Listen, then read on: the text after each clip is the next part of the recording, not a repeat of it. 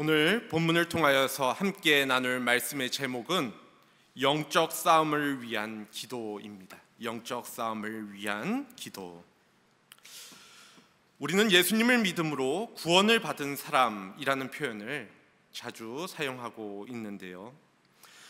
여기서 구원은 영적으로 죽었던 죄인이, 또 죽을 수밖에 없는 죄인이 하나님의 은혜로 말미암아 다시 살리심을 받은 것을 의미하고, 또 영적으로 단절되어 있던 자들이 하나님과 또 서로 간에 관계되어지고 가까워지는 것을 의미합니다. 그것이 구원이라고 말씀드릴 수 있습니다. 그러한 구원의 결과에 대하여 오늘 본문 이전에 에베소서 2장 말씀은 이렇게 기록하고 있는데요. 에베소서 2장 10절과 21절, 22절 말씀입니다. 우리는 그가 만드신 바라 그리스도 예수 안에서 선한 일을 위하여 지으심을 받은 자이니 이 일은 하나님이 전에 예비하사 우리로 그 가운데서 행하게 하려 하심이라. 그의 안에서 건물마다 서로 연결하여 주 안에서 성전이 되어가고 너희도 성령 안에서 하나님이 거하실 처소가 되기 위하여 그리스도 예수 안에서 함께 지어져 가느니라. 즉 우리는 그리스도 안에서 선한 일을 하기 위하여 구원을 받았고, 또 그리스도 안에서 하나님이 거하실 처소가 되기 위하여 함께 지어져 가는 관계 속에 있다라는 것이죠. 이것이 현재 신앙 안에서 살아가는 우리의 삶의 모습이라는 것입니다. 그런데 이러한 삶이, 이런 그리스도인의 삶이 편하고 쉬운 삶인가? 라고 질문을 해본다라고 한다면 어느 누구도 이 삶이 쉬운 삶이라고 이야기하기는 어려울 것입니다. 그래서 우리의 삶을 영적 싸움 혹은 영적 전쟁이라고 표현하기도 하지요. 하루하루 영적 싸움, 영적 전쟁을 하며 살아가고 있다. 이를 에베소서 6장 12절 13절 말씀은 이렇게 이야기를 하고 있기도 합니다. 우리의 씨름은 혈과 육을 상대하는 것이 아니요 통치자들과 권세들과 이 어둠의 세상 주관자들과 하늘에 있는 악의 영들을 상대함이라. 그러므로 하나님의 전신갑주를 취하라. 이는 악한 날에 너희가 능히 대적하고 모든 일을 행한 후에 서기 위함이라. 이렇게 우리에게 주어진 영적 싸움은 우리 개인에게도 힘든 싸움이지야 또 사실은 우리 스스로의 힘으로는 이길 수 없는 싸움인 것이 사실입니다. 우리의 스스로의 힘으로는 그 영적 싸움을 어떻게 할 수 있는 것이 아니라는 것입니다. 그렇다면 우리는 어떻게 해야 하는 것일까라는 생각을 해볼 수 있게 되는 것이죠. 물론 우리 그리스도인들이 서로 협력함으로써 이 싸움을 이길 수 있는 방법을 모색하는 것도 하나의 좋은 방법이 될 수 있지만, 그럼에도 불구하고 안타깝게도 우리의 인간의 능력과 의지는 제한적일 수밖에 없다라는 사실을 알고 계셔야 합니다. 그래서 아무리 우리의 의지가 불타올라도, 그래서 우리가 합심한다 하더라도 우리의 능력은 한계가 있고, 또 그런 한계를 경험하다 보면 우리의 의지도 때로는 함께 사그러들 수밖에 없는 것이지요. 하지만 정말 다행이게도 우리에게는 우리를 위하여 함께 싸우시는, 우리와 함께 하시는 하나님이 계십니다. 그 하나님을 오늘 본문 20절에서는 이렇게 소개하고 있습니다. 본문 20절입니다. 우리 가운데서 역사하시는 능력대로 우리가 구하거나 생각하는 모든 것에 더 넘치도록 능히 하실 이에게. 우리가 구하거나 생각하는 모든 것에 더 넘치도록 능히 하실 분이 바로 하나님이시라는 것입니다. 그렇기에 우리의 힘으로는 감당할 수 없는 그 영적인 싸움에서 승리하기 위해서는 절대적으로 우리는 하나님께 도우심을 간구해야 하는 것이지요. 특별히 오늘 본문은 에베소 교회 성도들을 향한 바울의 기도인데요. 바울은 오늘 본문을 통해서 이러한 영적 싸움에서 성도들이 승리하기를 원하며 하나님께 기도하고 있는 모습을 보여주고 있습니다. 그렇기에 이 바울의 기도를 우리가 이 시간 함께 살펴보면서 여전히 하루하루 영적 싸움을 위하여 힘겹게 살아가는 우리 그리스도인들에게 필요한 기도가 무엇인지를 나눌 수 있는 시간 되어지길 원합니다. 먼저 우리는 우리의 기도의 대상이 누구인지를 분명히 알 필요가 있는데요. 그 대상을 알아야지만 우리가 바른 기도를 할 수 있기 때문입니다. 이에 대하여 본문 14절, 15절 말씀은 이렇게 기록하고 있습니다. 이러므로 내가 하늘과 땅에 있는 각 족속에게 이름을 주신 아버지 앞에 무릎을 꿇고 비노니. 오늘 말씀은 우리의 기도의 대상이 하늘과 땅에 있는 각 족속에게 이름을 주신 아버지라고 이야기를 하고 있습니다. 여기서 바울은 하나님을 아버지라고 표현하고 있죠. 아버지에 대해서 우리 각자가 가지고 있는 생각과 또 감정이 다를 수는 있겠지만 성경에서 이렇게 기도에 등장하는 아버지라는 호칭은 무엇보다도 하나님과의 친밀한 사랑의 관계를 나타내는 표현입니다.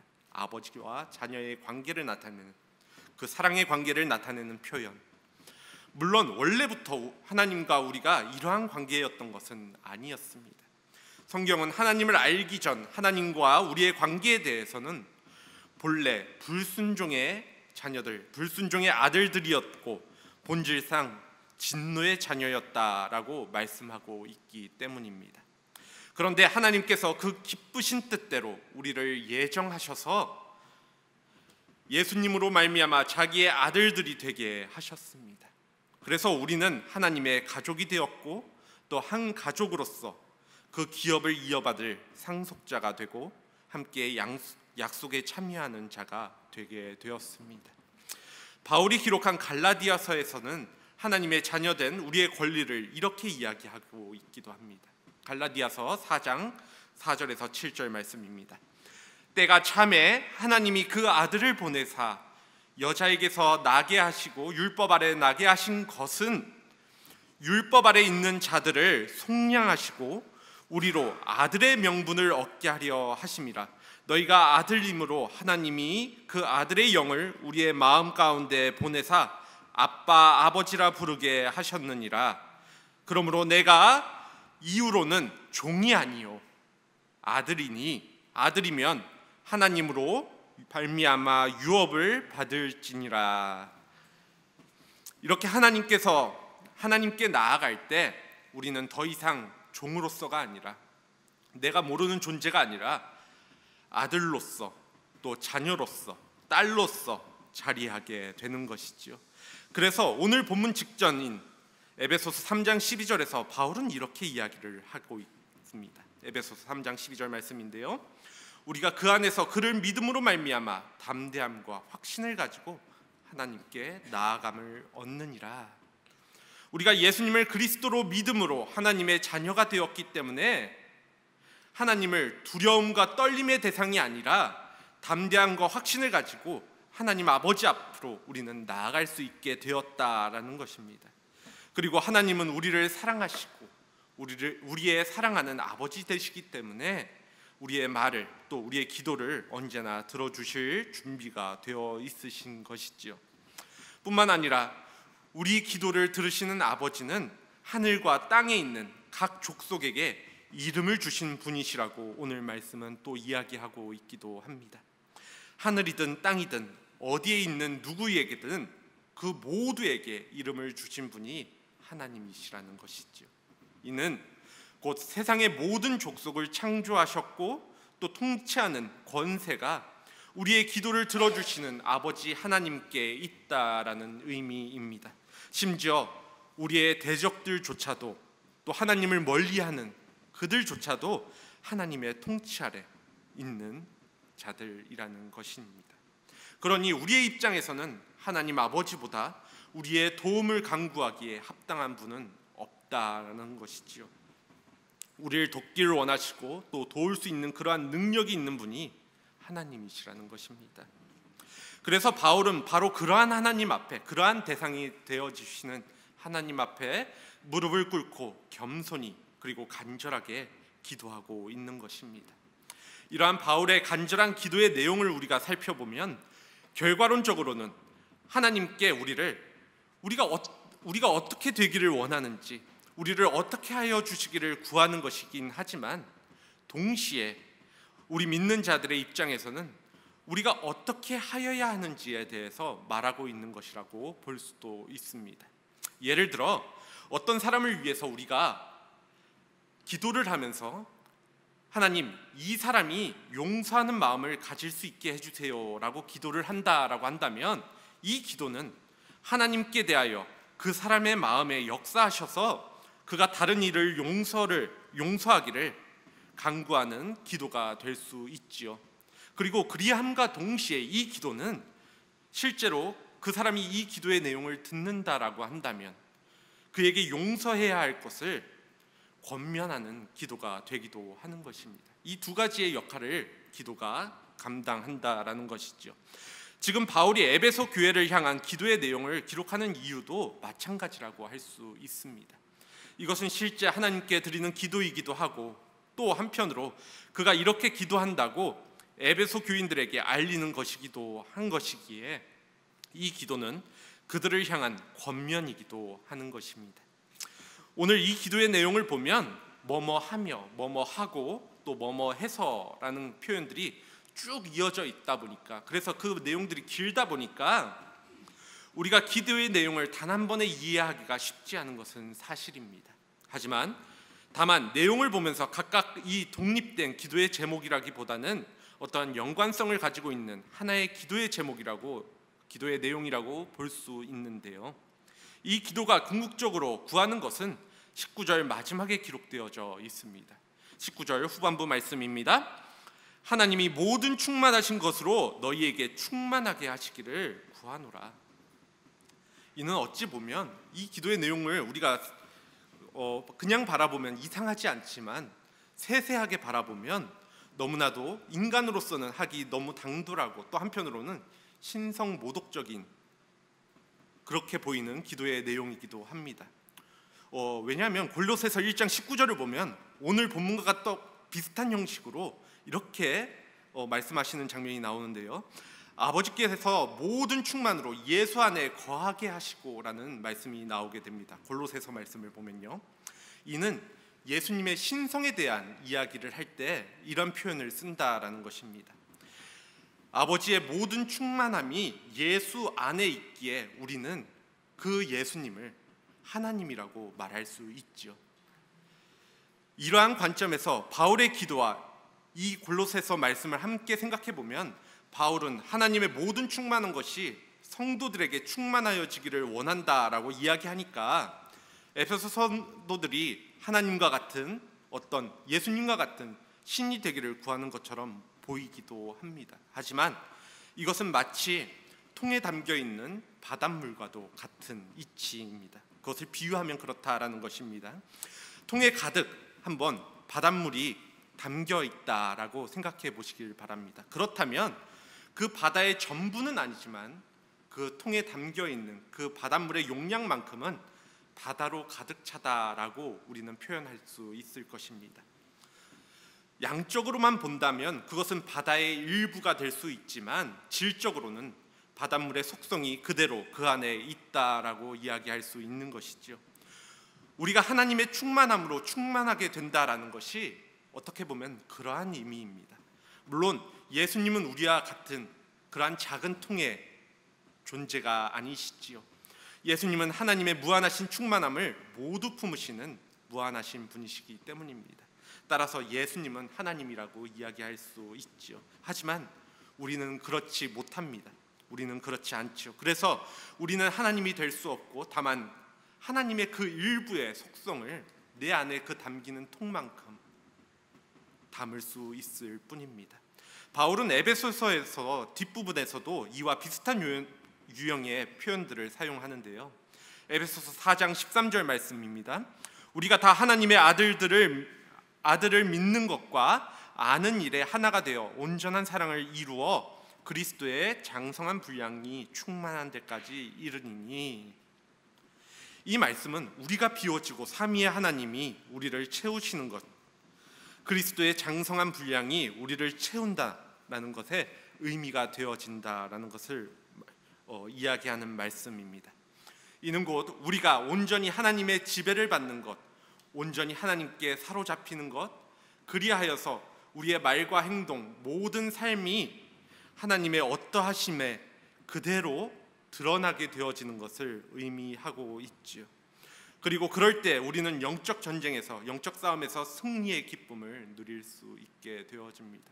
우리가 하나님으로 가득하여질 때, 우리의 그 통 안에, 우리의 내적 안에 하나님과 함께하게 되어질 때, 그것으로 충만하게 되고 또 넘쳐 흐르게 되었을 때 우리의 모습은 하나님의 어떠하심이 드러나는 모습이 되어지게 된다라는 것입니다. 그리고 그럴 때 우리는 영적 전쟁에서 승리를 할 수 있게 되는, 그 기쁨을 누릴 수 있게 되는 것이죠. 이 궁극적인 결과를 위해서 바울은 두 가지를 하나님께 오늘 간구했다라고 할 수 있는데요. 하나는 우리의 속사람이 강건해지기를 간구했던 것이고, 또 다른 하나는 우리가 사랑 가운데 굳게 서는 것을 간구했습니다. 여기서 속사람이 강건하여지는 것은 우리의 끊임없는 결단과 노력에 관련이 있는 것이고, 사랑 가운데 굳게 서는 것은 그렇게 할 수 있는 동기와 관련이 있는데요. 먼저 16절 말씀 보시기 바랍니다. 16절 말씀입니다. 그의 영광의 풍성함을 따라 그의 성령으로 말미암아 너희 속사람을 능력으로 강건하게 하시오며. 오늘 말씀 속에서 이야기하고 있는 속사람이란 시간이 지나면 낡고 썩어져가는 겉사람과는 대조되고 있는 표현입니다. 그리고 이는 곧 우리의 영을 의미하지요. 이러한 우리의 영을 능력으로 강건하게 하는 것은 하나님만이 하실 수 있는 일이고, 또 하나님께서 성령을 통해서 하시는 일입니다. 그래서 바울은 하나님께서 성령으로 말미암아 에베소 성도들의 속사람을 강건하게 하여 주시기를 간구하고 있는 것이지요. 특히 그의 영광의 풍성함을 따라 그렇게 해주시기를 요청하고 있습니다. 여기서 풍성함을 따라라는 것은 풍성한 만큼이라고 이해할 수도 있는데요. 즉 하나님의 풍성한 능력 가운데서 그저 얼마 주시기를 구하는 것이 아니라, 그 적당하게 주시기를 원하는 것이 아니라 그 풍성한 만큼, 차고 넘치는 만큼 나에게 주시기를 간구하고 있는 것이죠. 바울의 이 기도는 너무나 당연하고 직접적이라 할 수 있습니다.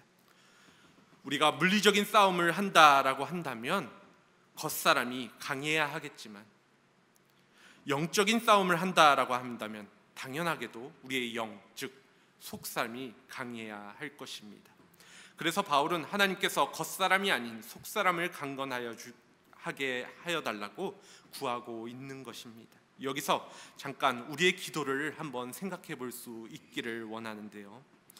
실질적으로 우리가 기도를 하면서, 우리가 평소에 기도를 하면서 우리가 살아가면서 또 생각을 해보면 영적 싸움을 한다라는 표현을 우리가 실제로 많이 사용하고 또 그렇게 살아가고 있지만, 그래서 어렵다라고 이야기를 하고 있지만, 우리도 바울처럼 하나님께 우리의 속사람을 강건하게 해달라고 이러한 기도를 하고 있느냐라는 부분들은 다른 부분이라는 것입니다. 그런 부분을 진짜로 하고 있으며 살아가는가? 우리가 하나님께 간구하는 것이 온통 육적인 것이고, 우리가 기도할 때마다 항상 속사람을 위해서 기도하지 않고 그것보다 육에 대한 부분을 먼저 기도하고 또 물질적인 것을 더 포커스를 맞춰서 기도하고 있다라고 한다면, 물론 그것도 중요하지만, 그래서 우리의 영적인 강건을 위해 기도하고 있지 않는다라고 한다면 우리는 영적인 싸움을 하고 있는 사람이 아닐 것입니다. 그것이 나의 우선순위에서, 나의 관심에서 멀어진 사람인 것이겠죠. 그러니까 내 입술에서 그것이 필요하지 않으니까, 내 삶에서 필요하지 않으니까 기도로 나오지 않게 된다라는 것입니다. 그렇기에 영적인 싸움을 하고 있다 이야기하는 우리는 우리의 속사람의 강건함을 위해 항상 기도할 수 있어야 하는 것이 당연합니다. 그렇다면 이러한 기도만 한다면 우리의 속사람은 저절로 자연스럽게 강건하여지는 것일까라는 생각을 해볼 수 있을 텐데요. 이는 마치 마법의 주문처럼 우리가 이러한 기도를 한다면 하나님은 자동적으로 우리 속사람을 강건하게 하실까라는 질문입니다. 이에 대하여 우리는 그렇지 않다라는 것을 이어지는 기도를 통해서 알 수 있습니다. 본문 17절 말씀입니다.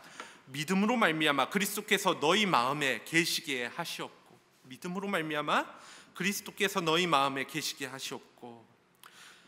신앙생활을 하신 분이시라면 이 기도에서 뭔가 이상한 것을 느끼실 수 있을 것입니다. 이 기도는 이미 예수님을 믿는 사람을 위한 기도이고, 또 믿음 가운데 있는 사람의 마음에 이미 예수님께서, 그리스도께서 함께하고 계신데 왜 그리스도께서는 그들의 마음에 계시기를 위해 바울은 기도하는 것일까라는 생각을 하게 만들기 때문이죠. 우리 안에 이미 내주에 계시는 하나님, 예수님을 위해서 왜 다시 우리가 내 안에 계시라고 기도할까요? 그런데 성경에는 가끔씩 이러한 명령들이 등장하는 것을 보게 됩니다. 이미 거룩한 자들에게 거룩하라고 명령하고 있기도 하고, 또 이미 참된 안식을 소유한 자들에게 안식하라고 말씀하고 있기도 하며, 또 평안과 기쁨을 누리고 있는 자들에게 평안하라고, 기뻐하라고 말하는 모습들을 보게 되는 것이죠. 이러한 표현들은 무엇인가를 가지고 있는 것과 그것을 온전히 누리는 것은 다른 문제이기 때문에 나오는 표현들입니다. 오늘 말씀에서도 마찬가지입니다. 분명하게도 모든 믿는 자들의 마음에는 이미 그리스도가 계십니다. 예수님이 함께하고 계시지요. 하지만 그분이 진짜 제대로 온전하게 계시는가, 우리 안에 그리스도가 평안하게 계시는가 하는 문제는 다를 수 있다라는 것입니다. 그렇지 않다면 우리의 속사람은 연약한 상태가 될 수밖에 없기 때문입니다. 계시긴 하지만. 그래서 바울은 그리스도께서 계시게, 즉 내 안에 거주하시게 해달라고 간구하고 있는 것입니다. 한번 집을 예로 들어 생각해 보시길 바랍니다. 내가 거주하고 있는 집에 예수 그리스도께서 세를 들어 살고 계시다라고 한다면 어떨까요? 여전히 그 집은 내가 주인이기에 내가 원하는 모습으로 꾸며지고 내가 원하는 모습대로 흘러가게 될 것입니다. 같이 거주하는 예수 그리스도가 원하는 모습이나 흔적은 조금은 보여질 수 있겠지만 그 방 한켠에 그 어딘가에 예수님의 흔적이 남아있기는 하겠지만 전반적으로 그 집은 누가 봐도 내가 움직이는, 내 중심인 나의 집인 것입니다. 그래서 예수님은 그저 나의 눈치를 보며 불편하게 약간의 존재감만을 드러낼 뿐이겠지요. 하지만 반대로 내 집을 그리스도께서 사셔서 주인으로 계시고 내가 그 집에 살고 있는 존재라고 한다면 어떨까요? 여전히 나와 그리스도가 한 집에 살고 있지만 그 집은 예수님께서 원하시는 대로 채워지고 또 예수님께서 원하시는 대로 가꿔지는 그리스도의 집이 될 것입니다. 바울은 하나님께서 성도들의 마음에 그렇게 하여 주시기를 간구하고 있는 것이죠. 주님이 우리의 온전하신 주인이 되셔서 우리의 삶을 주관하여 주시는 상태가 되기를 간구하고 있는 것입니다. 그런데 하나님께서는 이렇게 주님이 우리의 주인 된 상태를 그냥 뚝딱 만드시는 것이 아니라 우리의 믿음을 통하여 만들어 가십니다. 즉 하나님께서 주신 믿음을 통하여서 우리가 우리의 자신을 내려놓게 되어지고 나의 영역을 점점점 비워내고 예수님을 나의 주인으로, 그 공간을 예수님으로 채워넣게 되어지는 그 과정을 겪게 된다라는 것입니다. 그래서 바울의 이 기도는 하나님께 향한 간구의 기도이면서 또 우리에게 주는 권면의 기도, 또 결단의 기도이기도 합니다. 즉 하나님께서 알아서 내 마음의 주인으로 자리 잡아 계시겠지라는 수동적인 마음으로 가만히 있는 것이 아니라 하나님께서 주신 믿음 가운데서 그리스도를 내 마음에 계시도록 자꾸만 내 마음을 비워놓는, 내 자리를 비워두는 그 과정들을 나에게 허락하는, 또 나에게 인지시키는, 결단시키는 말씀이 되어주는 것이죠. 다시 말해 주님이 우리의 주인 되시는 것에 있어서 우리가 넉놓고 있는 것이 아니라 우리에게는 해야 할 일이 있다라는 것을 알려주고 있는 것입니다. 바울은 특히 여기서 속사람이라는 표현 대신에 마음에 계시게 하시옵고라며 마음이라는 단어를 사용하고 있는데요, 이처럼 바울은 우리의 마음의 중심에 예수 그리스도를 두어야 한다라는 사실을 분명하게 하고 있습니다. 그리고 그것은 믿음으로 가능한 일입니다. 세상은 우리의 기독교적인 가치관이나 관점에 있어서 말씀대로만 살면 무엇인가 손해보는 것 같고 안 될 것 같은 불안함을 우리에게 조성합니다. 그럴 때 우리에게 믿음이 없다라고 한다면, 믿음이 적다라고 한다면 우리는 그리스도께서 말씀하신 대로 순종하며 따라가서 살아갈 수는 없을 것입니다. 그러면 내가 다시 나의 중심에 자리하여 세상을 따라 살아가게 되는 모습을 보이게 되는 것이죠. 그래서 우리는 믿음으로 계속해서 내 마음의 중심에 예수님을 둘 수 있어야 하고 그리스도께서 주인 되게 하셔야 하는 것입니다. 이것을 골로새서에서는 이렇게 기록하고 있습니다. 골로새서 3장 16절 17절 말씀입니다. 그리스도의 말씀이 너희 속에 풍성히 거하여 또 무엇을 하든지 말에나 일에나 다 주 예수의 이름으로 하고, 그리스도의 말씀이 우리 안에 풍성히 거하게 하고 무엇이든지 다 내 마음의 주인이신 예수 그리스도의 이름으로 말하고 또 행하게 하는 것, 이것이 우리가 하나님께 속한 속사람의 강건함을 구하며 결단하고 노력해야 하는 일이라는 것이죠. 육체의 강건함에 노력과 시간이 필요하듯이 영적인 강건함도 그렇습니다. 하나님께 능력을 구하지 않고 말씀을 가까이 하지 않으면서 나는 왜 영적인 마음이, 나의 영적인 상태는 나약해지고 연약해지는가에 대해서 말한다라고 한다면 그것은 정말 모순적인 이야기가 될 것입니다.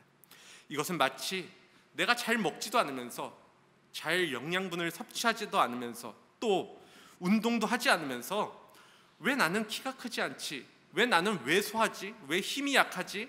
라고 불평하는 것과 마찬가지라는 것이죠.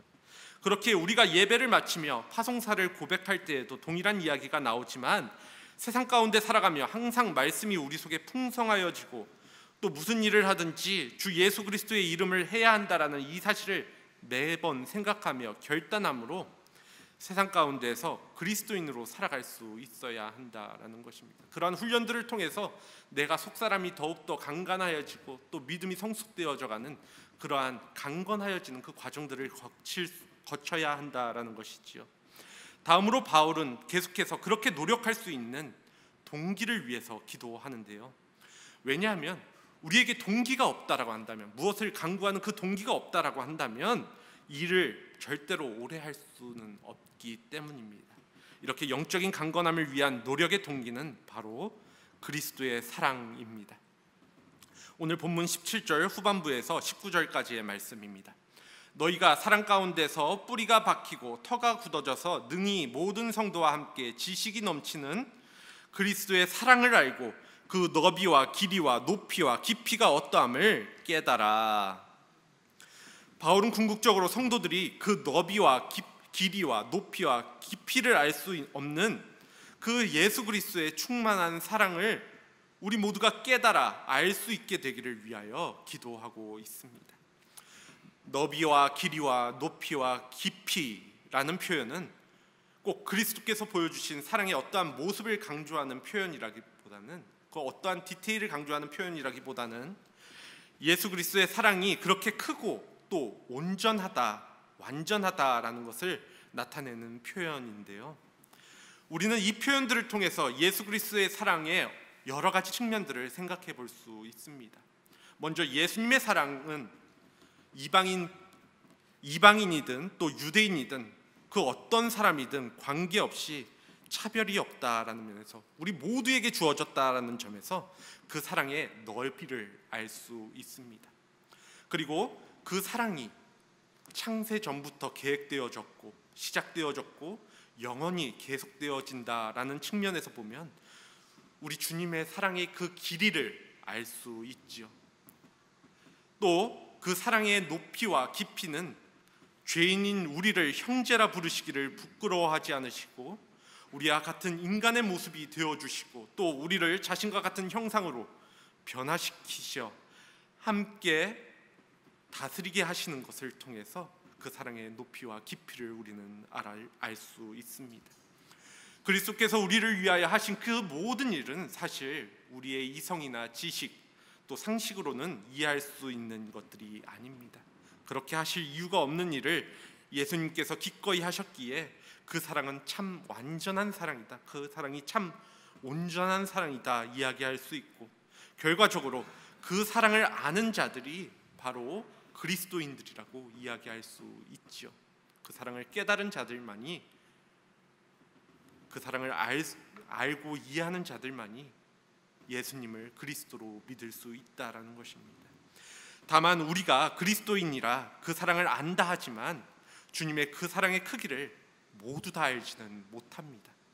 다만 내가 경험한 만큼만, 나에게 주신 그 은혜만큼, 또 그 사랑만큼만, 내가 경험할 수 있었던, 내가 인지하는 그만큼만 알 수 있을 뿐이지요. 그래서 우리는 조금이라도 주님의 사랑을 더 알기를, 그리고 더 경험할 수 있기를 간구할 수 있어야 합니다. 그렇게 우리가 그리스도의 사랑을 더욱더 알아가고 경험하게 되어질 때 사랑 안에서 더욱더 우리의 믿음은 뿌리가 박혀지고 그것을 통해서 우리의 믿음의 터가 더 굳건하여질 수 있기 때문입니다. 욥기를 읽으면서 참 안타까웠던 부분이 바로 이러한 부분입니다.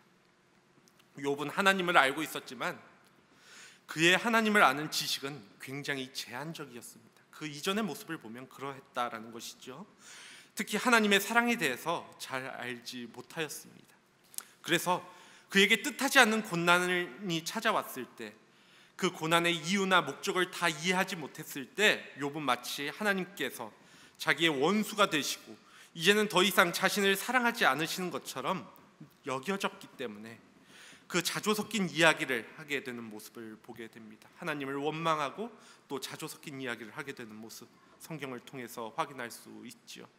이렇게 욥이 고난 중에 흔들리고 하나님을 향한 원망을 쏟아놓았던 요인 중에 하나는 분명하게도 하나님의 사랑을 알지 못하는 것에 있었습니다. 이러한 모습은 우리라고 다를 것이 아닙니다. 우리 역시 그리스도의 사랑을 알지 못한다라고 한다면 우리는 세상 속에서 수없이 일어나는 영적 싸움을 감당할 수 없게 될 것입니다. 그리스도의 사랑을 알지 못하면 그리스도 때문에 당하는 어려움을 감당할 이유를 우리는 찾을 수 없게 되기 때문이죠.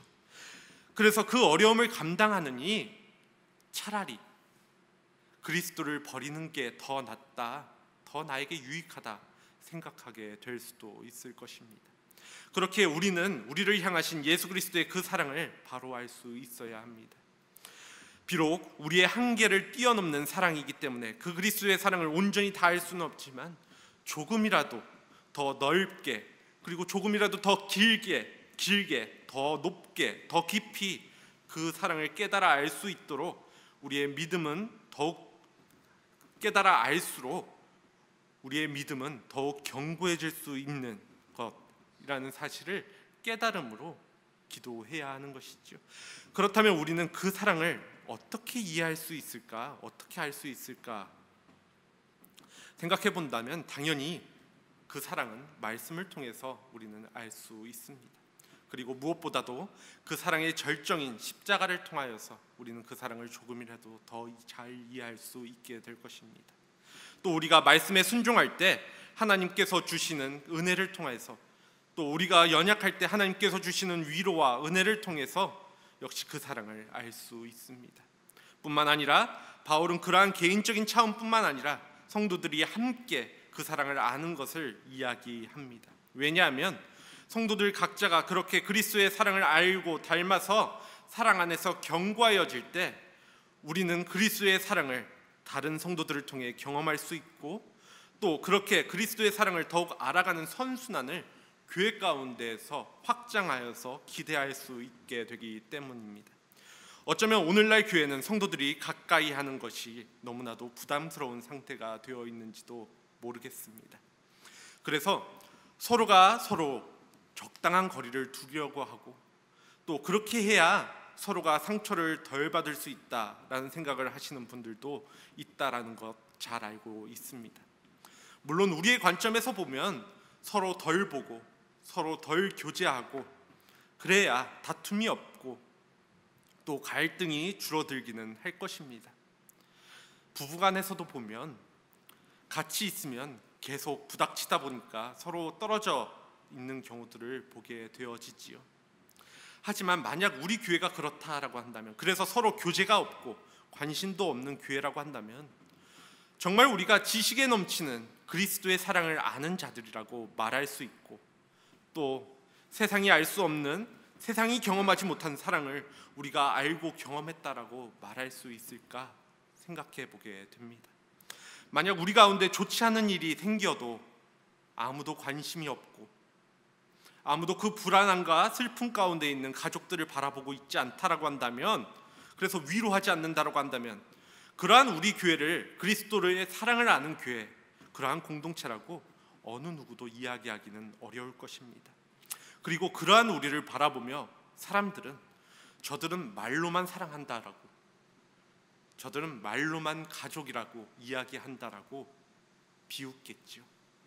그렇게 우리 모두가, 그리고 각자가 그리스도의 사랑을 더 알기 위해 노력해야 되고 그 안에서 견고하여지기를 기도할 수 있기를 원합니다.